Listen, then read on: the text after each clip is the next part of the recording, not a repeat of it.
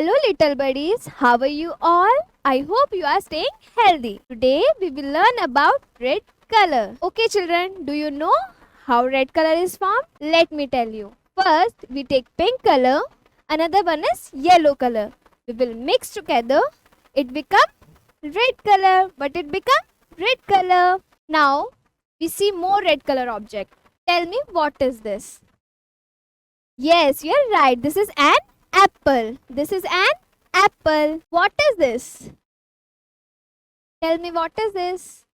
Yes, this is red ladybug. What is this? This is red ladybug. Wow, so beautiful. What is this? Yes, this is red butterfly. What is this? This is red butterfly. Okay, it's quiz time. So children, tell me, is this red color apple? Yes, this is red color apple. Okay, it's worksheet time. So children, let's find out red color object. Is this red color? No. Is this red color? Yes. Is this red color? No. Is this red color? No. Is this red color? Yes, this is red color. Is this red color?